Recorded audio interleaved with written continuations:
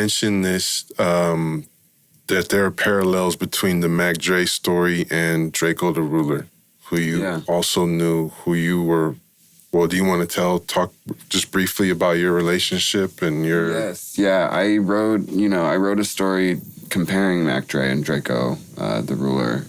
I feel like their stories align in more ways than people think. Like, Mac Dre, I believe, is the first artist to ever record lyrics through a jail phone. Pretty sure, yeah. We're pretty sure that that's the case.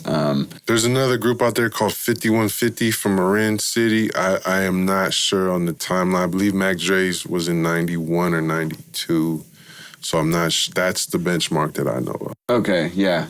They were doing it right around the same time at the very least. And Mac Dre did it the best. And then this is also true for DRAKEO the Ruler. And for people who don't know, DRAKEO the Ruler is a Los Angeles rapper, came up around, 2016, 2017. Shoreline Mafia, 03 Greedo, the new LA kind of sound. And he went to jail. He was fighting 2 murders that he didn't commit, similar to Mac Dre, going to jail for, going to prison, rather. Definite law enforcement vendetta. Yeah. And law enforcement used lyrics in both cases against Mac Dre and DRAKEO the Ruler. But DRAKEO the Ruler was killed in 2021, December 18th. I was there backstage with Jeff Weiss. He's the guy who does Passion of the West. Yeah, he's been instrumental in keeping he's been a big part in DRAKEO's career and Greedo and some of these other LA guys. Absolutely. We were there just to enjoy the show. It was the Once Upon a Time in LA festival. 50 Cent was there. YG was going to perform. Al Green was there. It was a big festival. And I was just kind of tagging along with Jeff to, walk DRAKEO and the rest of his crew, the Sting team, to the stage when he was swarmed by, I want to say 30 to 40 people in, red sweatshirts and red, balaclavas. And they basically, they stabbed him to death while he was walking to the stage. And it was, one of the worst days of my life, obviously. And what a nightmare. You're thinking you're going to have a great time. Maybe the best day of my life. Best day, and then, fuck, man. To see one of your favorite rappers, too. I mean... Yeah, see that happen to anybody, let alone somebody you have such admiration for and a personal relationship with. Like a larger-than-life, Yeah. He was someone... God damn. And, much like Mac Dre, DRAKEO the Ruler was making music that nobody else could have made. He had a very, very distinct style. He was fun. He was funny, just like Mac Dre was very funny. Just a true artist. And the scene in LA hasn't really, it hasn't really recovered from his death. I mean, Shoreline Mafia broke up. DRAKEO was killed, and 03 Greedo went to prison. Luckily, he's out now. This is the light at the end of the tunnel. But that scene, that artistic renaissance was definitely it ended with DRAKEO's death, and I want to say something similar happened with Mac Dre. It's just Thiz Entertainment, it never really recovered to what it was before his death, and it never reached that plateau that it could have. The Bay Area. The Bay Area. We had the hyphy movement come after, but I've said this all the time. I salute E40 and Keek and Fab and everybody else who picked up the torch and ran with it and brought us on a global scale. I salute that. But Mac Dre, bro, if you were able to take Trill TV and put a version of that on MTV, he would have been bigger than Snoop. He would have been the biggest thing going.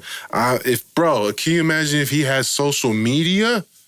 We just saw Mac Dre with a couple years in the camcorder, bro. If he has social media and the type of music he was making and the way, I've never seen anybody like this have a whole Northern California wave behind him. So, this is these are personal stories for us, even just as fans, as admirers, and definitely when you look at Draco and Stink Team and Ralphie and the buzz those guys have around them, I agree 100%. You see, like, people are really living by the music that these guys are making. Definitely. And one thing I want to note too, it's like with Draco, he was killed at work. Right. While working, while going to the stage. And similar for Mac Dre, he was working. He was there on business. He wasn't on vacation. Absolutely. Yeah. He was there to do these shows and, was got his life taken in the process. And, it's hard to fathom an injustice like that. And it just happens over and over again. You even look at Pop Smoke. Right. Pop Smoke is a person in New York, very similar, had a whole new style and was killed, way too early. Yeah, I remember when Biggie and Pac died as a little kid, just like mind-blowing. And now it's like every year, man, we could talk about the drug deaths and other, but murders, bro. Gun violence, stabbings, it's just out of control. Damn, man. It's always like weird when like a particular artist that you fuck with or you like their music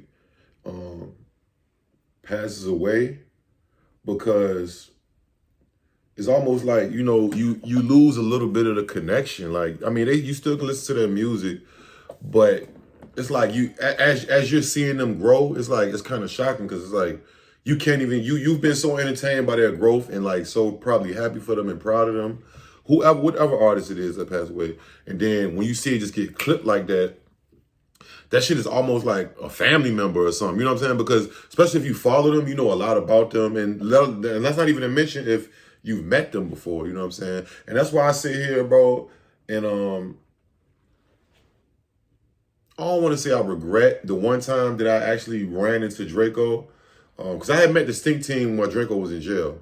I met Ralphie, Recipes, Catchy. I met all of them, you know what I'm saying? The original Stink Team while Draco was in jail. And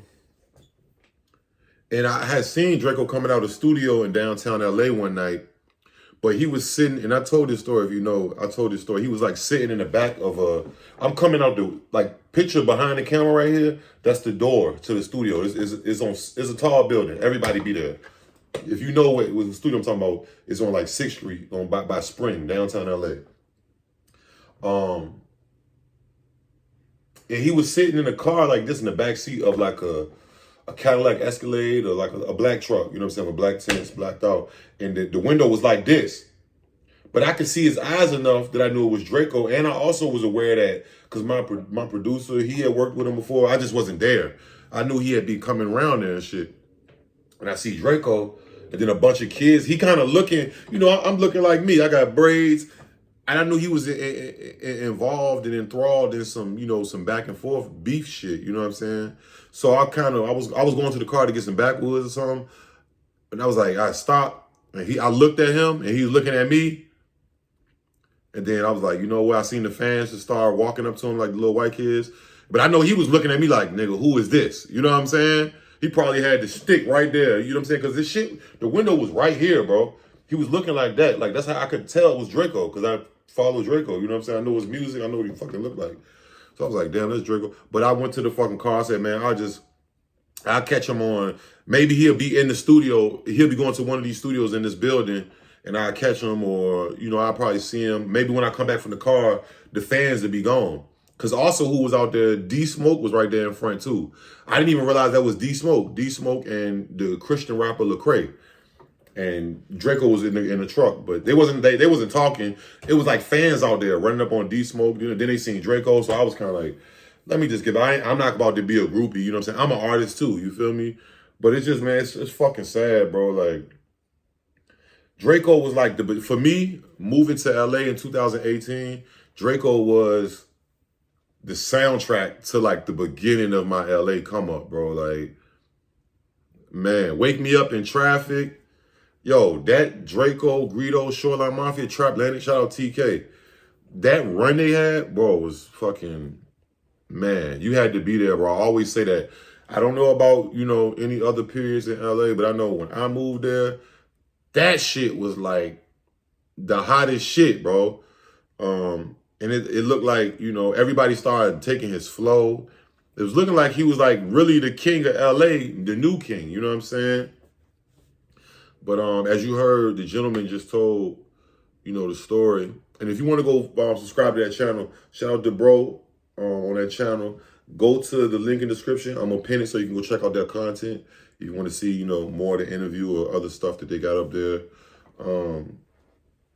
But it's like, damn, he was just, you know, like, it's just like the trajectory is going so far up. And then just like that, like Tupac, like, not saying that a nigga who ain't popping, if he gets killed, it doesn't matter, but it's almost like a big letdown, like, damn. Which, I mean, of course it's a letdown because the niggas had kids and different things. But I'm just speaking on, like, from a musical standpoint, like, Drake, I mean, luckily, or he worked for it, ain't even luckily, DRAKEO and Drake got a song, so that he got to accomplish that, you know what I'm saying? But, man, this shit was crazy, bro. Like, I ain't gonna cap. I remember when I heard that shit, like, what? DRAKEO got killed? I was like, man, hell no. Then I seen the video. And I seen him laying there, and he was just, like, bleeding out, man. He was lifeless, bro. Like, and you know what was so crazy? When he was laying on the ground behind the stage right there, I don't know if the video is still out there anywhere, but if you find that clip, it's only like a 15, 20-second clip of him. It's like some wild mariachi Mexican music playing. I'm like, what was he thinking laying there like, nigga, I'm dying to mariachi. No disrespect to the mariachi. I'm just saying, I'm pretty sure DRAKEO didn't want to die. He don't die, period, but I'm saying, like, nigga just dying, bleeding out, like, yo, I'm about to die. And the beat was hitting. It was like some real, like, shout out to my Mexicans, my Hispanics, but I was like, whoa. That shit probably was going through, I don't know what he could have been. His life probably was flashing. He probably was in a dream state and mixed in with some mariachi music. But, that's a damn shame, bro. I can't believe niggas did him like that, bro. At his job, at work, quote unquote. You know what I'm saying? RIP DRAKEO, bro. I just wanted to, you know, touch on this subject because he's gone, but he's not forgotten. I ain't forget the nigga, you know what I'm saying? Just like Nip, just like Dolph, just like my loved ones, just like your loved ones. They might be gone, but they ain't forgotten, man. Y'all let me know what y'all think, man. What was y'all favorite DRAKEO song, yo? Mine was, it was a lot of them. Wake Me Up in Traffic, Impatient Freestyle, Lil Boosie, him and Stupid Young, Lil Boosie. What's the one with the monkey shits? Ming Lee? I don't remember, but y'all let me know what you think, man. Like, comment, subscribe, notifications, bell, and I'm on. Yeah.